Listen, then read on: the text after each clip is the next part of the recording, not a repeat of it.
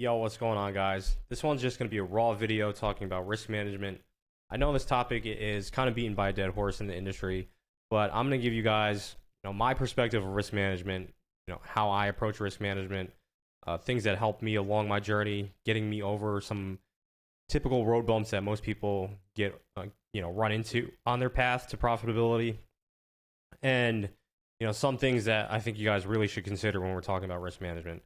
Now, when we're talking about risk management, everybody thinks that it's like a black and white thing, and it honestly is, but there's other factors that go into risk management and why people can't follow their risk management rules. And I think, in my opinion, one of the biggest ones, and a lot of people talk about it, is not trading with money that you can't afford to lose. So don't trade with money you can't afford to lose.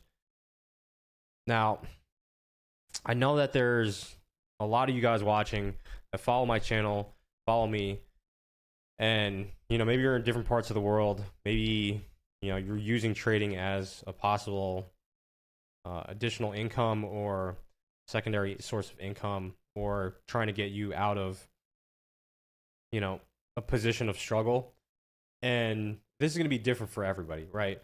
But I think trading is not really the vehicle that you want to use in order to do that.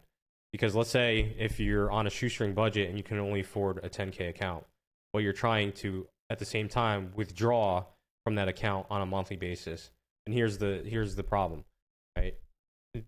Things aren't cheap nowadays. Okay, so if you want to make $1,000 a month on a 10K account, you have to make 10% a month, and then you're withdrawing it.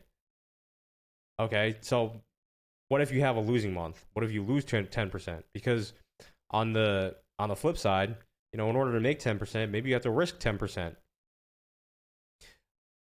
The problem is if you have a losing month and now you're down to $9,000 and you still have expenses and you still have bills to pay and you still have to put a roof over your family's head and you still have to pay for food, right? To me, it's not feasible to be able to do that.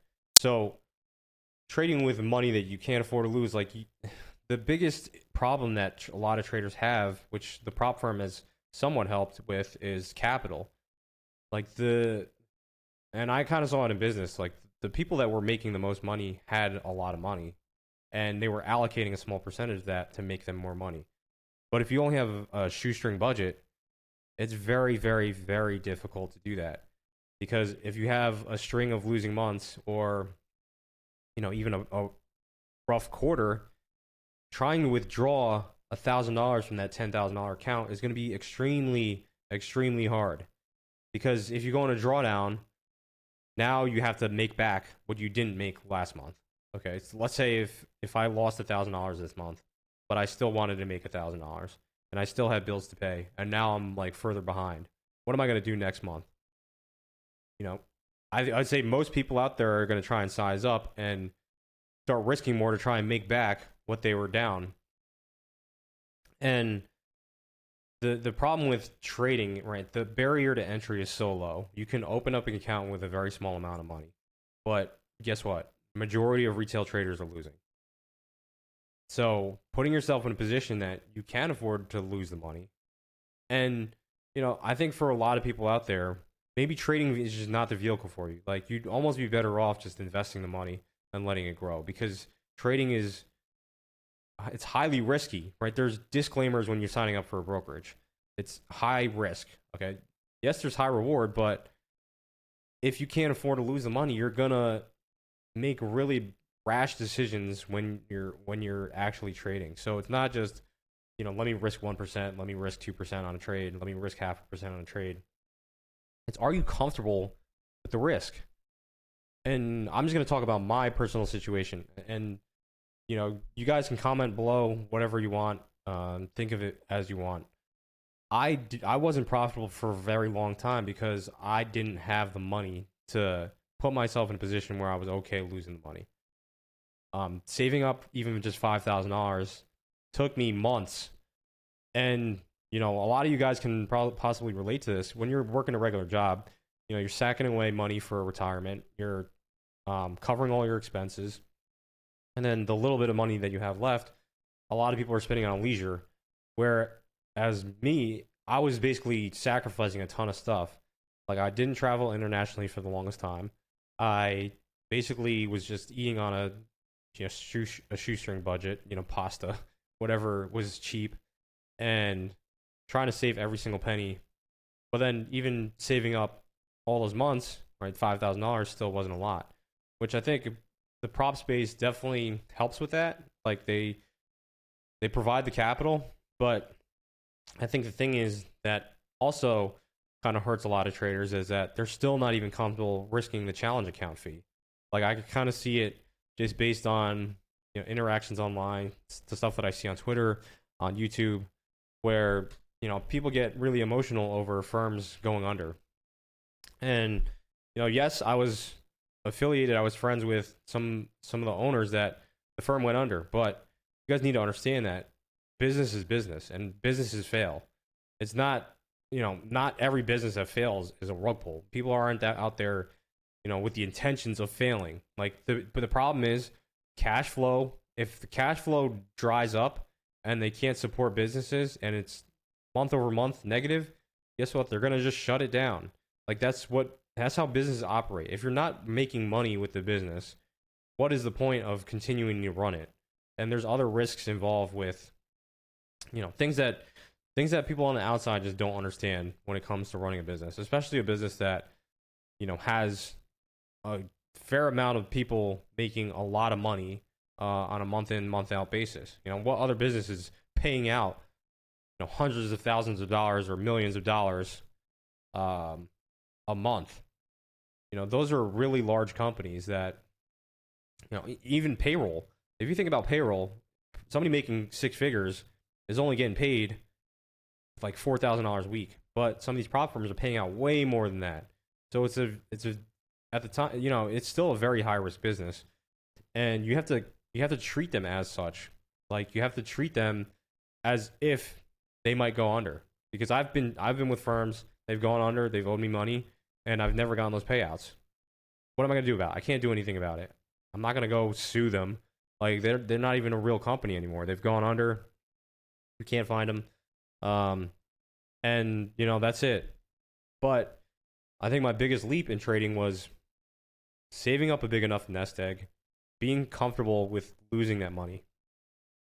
And I think that is definitely the biggest thing that maybe a lot of you guys out there, and I would say there's probably a ton of you that are trading with money that you can't afford to lose. And unfortunately, my only recommendation is to try and go find another skill that would actually pay you without taking money out of your pocket, because that's what the market does. The market will take money out of your pocket. What other, businesses or jobs will do that on a weekly basis? If you get a regular job, it's a guaranteed paycheck. You cannot beat that. You cannot beat that in trading. Like I don't care who you are. The only way that trading is really going to be really going to make a difference for you is if you get enough capital, and then if you have a solid nest egg for you. Because when you have real expenses, I'm talking about a mortgage, maybe you have a apartment, that you're paying for. I myself have a mortgage, car payment, food. You have to cover insurance. Like if you're a self-employed person, you have to pay for your own insurance. Like that is not cheap. We're talking like $2 to $3 grand for a family, just two people, a month. Okay, if you're trying to do that from trading, even with just a little bit of money, it's unfeasible. Props change that situation a little bit, but props are not guaranteed. And this, when we're talking about risk management, this is what I'm talking about. Like everybody wants to talk about numbers, like, oh, what do I risk on a trade? What do I do this? Blah, blah, blah. And people hit me up all the time. They're like, what are you risking on a trade? Why does it matter what I'm risking? Like, what if I told you I was risking 10% of my account? Are you going to do the same thing because I told you to do that? That doesn't make any sense to me. You have to understand your personal financial situation. Don't go asking other people what you should be risking on a trade. That is like the most amateurish thing you could possibly do. Understand what you are comfortable with risking. For me, when I started getting into props, I was okay losing the $1,000 because it was like a small percentage of my paycheck. It wasn't that crazy. And I didn't care about losing the $1,000 because I had saved up over six figures. And this was me struggling with trading the whole time. Like I still was trying to learn how to trade, but I was progressing my career, right? Because that, in my opinion, was a really great way to boost my income. Like if you're trying to boost your income with just trading, you might as well quit now because you're talking about unicorns, people that come into trading and then all of a sudden just bang it out, smash it out of the park, and now all of a sudden they're full time traders. Like how many people do you actually know that can actually do that? Starting from zero. There's not many, okay? And if you're struggling trying to make trading work for you and you got nothing else going on, like my biggest recommendation is to find another skill set while you're trying to figure this out, because doing this, you can still have a full-time job. Trust me, I did it for the longest time and I was working 60 plus hour weeks. Like it is possible to learn this on the side, right? Keep investing in your education, keep learning how to trade, and go get another job and start stacking up your money and try and climb that ladder faster. Because I almost guarantee you, the first couple years trading, it's going to be easier for you to find a job promotion in 12 months than it is for you to increase your trading performance in 12 months. That's just the nature of the game. Like it took me a very long time to be able to consistently make money, and I still have months where I kind of question myself, like, what am I doing? I don't know how to trade anymore. And then I have months where I just absolutely crush it. But the thing is, like, it's inconsistent. So, especially if you have a small amount of money, you can't really afford the challenges. Maybe just stop buying so many challenges and really look at how, like, the risk that you're putting yourself into. Okay, because trading is almost like a casino. I'm going to say, quite frankly, it basically almost is a casino where there's no table limits. Okay, so nobody here is going to stop you from risking too much on your account. All right, so you can have as much money as you want. You can blow it up in a very fast period of time. So the biggest thing is, again, don't trade with money that you can't afford to lose. And this book that I definitely recommend to a lot of you guys out there, it's called Reminiscences of a Stock Operator. This guy Jesse Livermore, he was basically just fearless, and he turned a small fortune into multi-millions at the time. He was worth almost $1 billion, I think, like hundreds of millions of dollars during that time period, like in the 1800s. Lost it all multiple times, like ran it up, lost it all multiple times, and the biggest thing was, like, he just wasn't afraid to lose the money. But it can also be very detrimental to you because, like, as I just mentioned, he lost it all multiple times. So, like, what's the point of building up that huge nest egg if you're just going to lose it all? So there's always hidden risks in the market. Like, even your environment that you're in, the people that you're around, if they put you on tilt, right? We'll talk about tilt. If they put you on tilt, you get angry. You're gonna be prone to making dumb decisions in the market. And at that point, not only are you trying to prove the market wrong, right? You're trying to take your frustrations out on the market. Like, these are all risks that play a huge impact on your trading. And it's not just, oh, my risk management sucks. You have to look outside of that. All right. Why does your risk management suck? Because when we're talking about risk management is more about discipline than it is about numbers. Like, if I tell you I'm going to risk 1% on a trade, and then we're going to just get into, like, kind of some of the numbers that people throw out there. I'm just talking about, like, a personal account. Let's say if you're going to risk 1% a trade. How many trades in a row are you comfortable losing before, like, you go on major tilt? Because let's say if I have a $10,000 account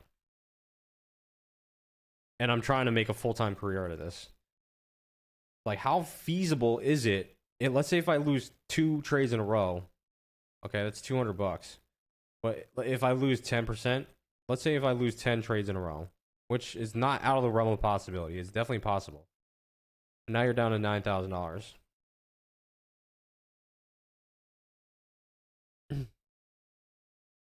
Like, this is really going to make you aggravated if this is like a large percent of your net worth. Like, let's say if you only have $10,000 and now you have $9,000. Like, you would have been better off just doing nothing with the money and continue working. but you're trying to make this a full-time living uh off of an industry that can take money from your pockets. Is what I'm trying to say. So, when we're talking about risk management, you got to look at your overall financial picture. Like, can I actually put myself in a position that I can actually make this work for me? Which was like one of my biggest questions coming up was, all right, it wasn't working for me when I was putting in $5,000 to $10,000 into my accounts. What did I have to change in order for me to do that? And let's just take prop out of the picture entirely. If I didn't have the opportunity to trade prop, what level of account and what level of financial stability did I need to have for me to make this work? And, you guys can comment below and think about it. But just for me, right? Let's say I had to replace a six-figure income. What size account do you think that I would need to make that a possibility? I would say almost the same size account. Like, in order to make six figures, you probably need to have six figures and stashed away in an account. And even then, trying to turn 100% a year is next to impossible. Okay? I don't care, what social media out there is telling you. Like, turning 100% a year for 20, 30 years, let's say if you're going to leave your job behind and you're 30 years old or 20 years old and you want to trade for the next 40 years. How reasonable do you think it is to make 100% a year for 40 years? Okay, and cover your expenses. To be able to compound, you can't take any money out of the account. Okay? So if your expenses are $30,000 a year, $20,000 a year, and you're taking money out of the account and you're paying taxes, how feasible is full-time trading for you? Now, these are all questions that you guys need to ask yourselves because this is what risk management is. Like, when I'm talking about risk management, I'm talking about risk when you're going all in trading. And I'm talking about risk as far as, how many eggs am I going to put in this specific basket? Because I would say the majority of you guys are better off sticking with a part-time job, trading on the side, and trying to compound. Because not only are you covering expenses and everything else with your job, now you can actually compound the trading account. So I know a lot of you guys want to go full-time trading, and I'm just going to throw this out there. Like, it's not as cracked up as it sounds. Okay, no matter what social media tells you, I would say the majority of people that are flashing crazy lifestyles, they have other incomes. All right, there's no way that they're making millions upon millions of dollars just trading. They have other businesses going for them, and even when they're making money trading, they're investing that money in other businesses. So again, I'm going to ask you guys, what is that amount of money that you can afford to lose? If you can't afford to lose it, you should not be trading with it. And you probably saw it a lot in like the COVID bubble, when everybody's throwing all their money into the market, and then the timeline's blowing up, and they end up losing all the money that they had, and then they're super pissed about it. They're like, oh, I should have done this, I should have done that, and they're always thinking in hindsight. The problem is, like, they could have used that money for something else. And I think detaching from the money, it just takes a really long time, right? And I think the biggest thing with the risk management is having a huge nest egg stash away that if you lose on a trade, it's not going to affect your next trade. Because again, risk management is more about consistency than it is about anything else, and discipline. You can't be disciplined to stick to your risk management plan. It doesn't matter if you know about it. Like, everybody knows about risk management. Everybody knows that you should risk 1%, 2%, 0.5%, 1/4% on a trade. But how many people can actually stick to it and through the course of 12 months? All right. If you go on a losing streak, can you stick to that? And I definitely see it with gambling. Is this is it's a great analogy, I think, because if you just go to a casino and you watch somebody and they lose a couple hands, just watch how they manage their bankroll. and you can almost tell that they're acting on emotion more so than probability and edge. When they take a couple losses in a row, they're more willing to double down and try and make that money back. It's the same thing with trading, all right? They can't afford to lose that money. They don't want to lose the money, or they're super attached to the money, and they just make a poor decision. So, all right. So we just talked about like everything that goes into risk management. Obviously, don't trade with money that you can't afford to lose. Try and build a nest egg or build another skill set and get paid in an actual job, and kind of boost your savings and try and relieve all the pressure from actually performing in the market. Because if you're putting all this pressure on yourself to perform, your risk management strategy doesn't mean shit if you can't, if you can't manage the stress behind it. So another thing that I'm gonna talk about is like the frequency of your trades. And I know a lot of people out there have a really hard time with over trading. They're like, how do I stop over trading? Guess what? You just stop. You don't need, I don't need to tell you. You know exactly what you're doing. How do I stop over trading? Just stop clicking the button. It's not rocket science, okay? We're talking about emotional behaviors. We're talking about behavioral problems. We're talking about you can't accept the loss. So what do? You just go back in and click a button. The easiest thing for you to do, I mean, it's not easy, right? It's easy to talk about it because from an outside perspective, if somebody were to be like, how do I stop over trading? Just put yourself in their shoes real quick. Somebody asked you, how do I stop over trading? Simple, right? When you think about it, it's simple. You just stop trading. There's nothing to it. Nobody's, got a gun to your head and it's like, click the button now. Like this is just greed taking over. It's the fight or flight response. It's like, I'm in danger. I need to do something about this to get out of it, which I'll talk about on another video. The fight or flight response, it definitely impacts you in your trading, because when you put on that trade, and again, if there's money you can't afford to lose and you're feeling pressure, right? How do you feel about that trade? Do you feel confident in it, or are you just second guessing it the whole time? That leads to either over trading, you're watching your trade too much, so you're just getting way too much screen time, and you're not letting the trade pan out how it should. So, when we're talking about risk, everybody's like, oh, I only risk 1%. All right, well, what is the context behind that? If you're only risking 1%, let's say, oh, I'm only risking 1% per trade. That's fine. If you were to look at your journals, how many trades are you taking in a day? Okay, if you're truly risking 1% per trade, how many trades are you taking in a day? I don't care if it's hitting full stop or full target. Even if I take a 0.1% loss, and let's say I take 3 trades, 4 trades, I'm actually putting on 3 or 4% risk, because they're all different trades. Because it could go stop you out one way, you can enter another trade, stop you out the other way. So frequency, I'm going to write this down.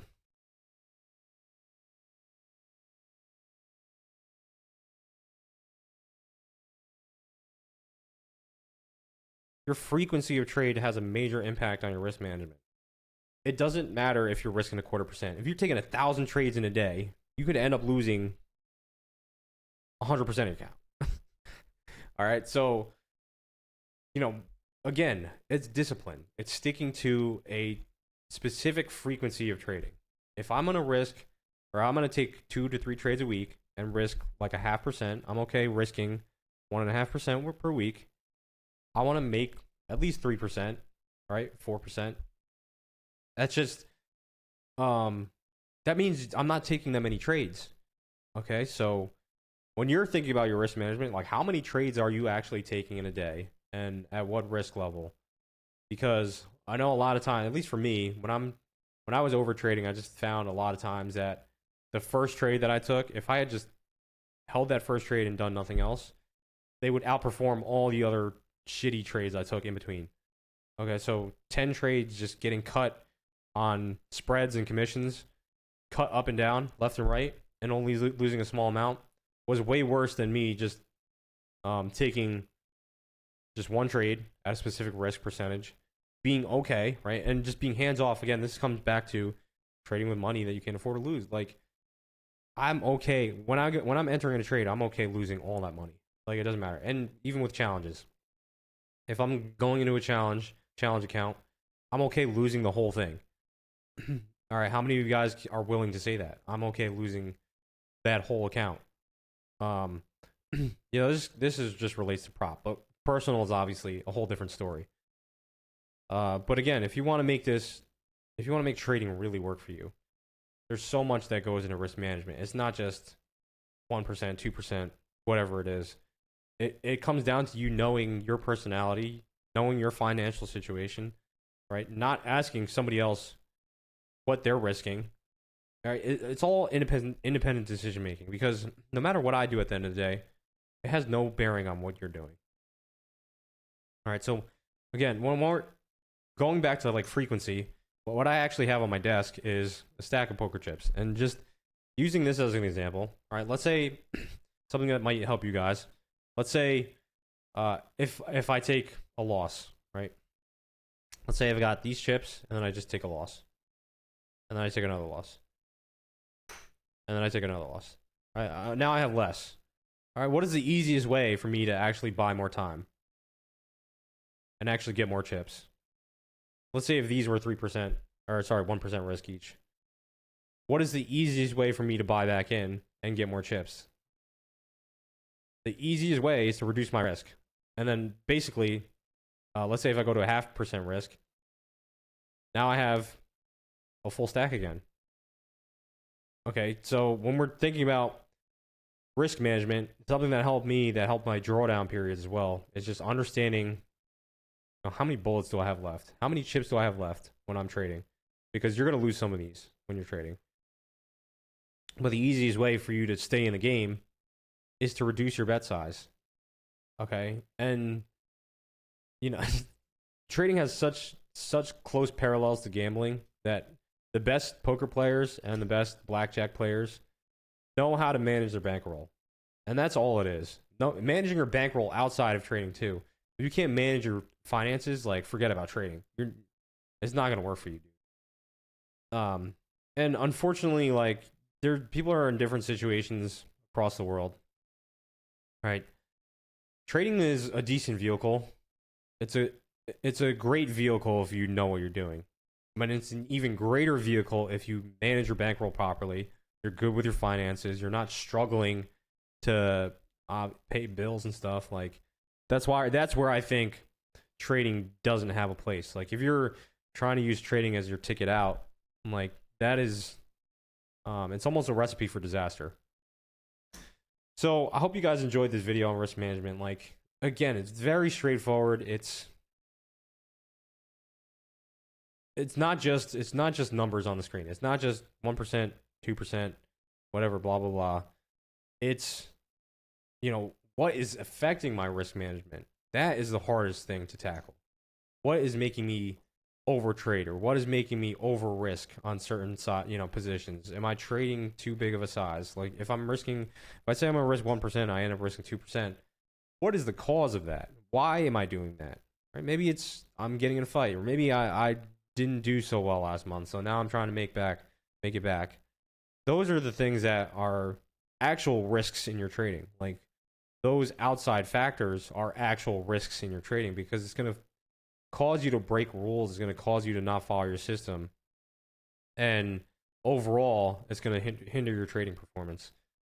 So if you can get all these things in order, if you can find a way to build yourself a decent nest egg, or, be able to save up enough money where you don't care if you lose all of it trading, because in my opinion, the best performances come when you don't care about which direction the market is going to go. And just gauge your emotions on the next couple trades that you take. If you're feeling sweaty about the trade, I guarantee you, if you just size down, it removes a lot of those problems. So position sizing, it's so amazing how big of an impact it makes on our psychology, just that position sizing. Trying to figure out, should I hold the trade or should I run it to target? my biggest performances in trading just come when I don't care. Like, I truly don't care. I care about making proper trades, and I care about the, performing my edge to a T when I can without having to think about the money. Like, if you're properly trading, the money will come. But if you're thinking about the money all the time, that's where it hurts you. Another thing is turn off the P&Ls. Don't even look at the P&Ls. Like, when you're so focused on making money in the market, that's when it's going to be the hardest for you, because you're only focused on dollars, not focusing on anything else. You have to focus on the process, making sure that you're doing the right things, you're doing all your analysis, you're executing how you should, your your position sizing is proper, and you're letting your trade pan out, your trade management is flawless. Those are the things that really matter. But again, risk management, there's a wide range of risk that we all face as traders, and it's not just, oh, what are you placing on this trade? No, I don't care about that. I want to know what your situation is. Like, what is your personal situation? That's what's going to be the difference maker. All right. If I could, get you guys all to comment, what is your biggest issue when it comes to risk management? You guys can get as personal as you want, but that's what I'm going to ask all of you is, what is really holding me back in my trading, and what can actually improve in my actual situation that can improve my risk management in my trading. All right. I hope you guys enjoyed this video. I know it's kind of raw. It's, I'm not speaking on a script.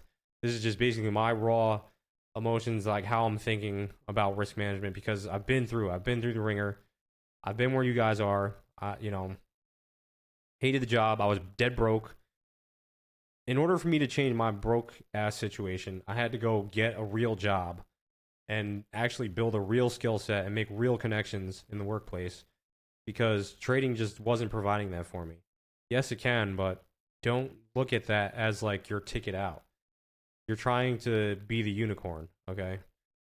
And there's so many other opportunities out there for you guys to improve your lives, and then just use trading as supplemental income, because not everybody's going to be able to become a full-time trader. And I would even argue that as a full-time trader, there's plenty of other things that you could do with your life rather than sitting in front of the screens clicking buttons. Because even when I went full-time trading, I thought it was great. I was just, in my office clicking buttons, but then over time, it just ended up being another job.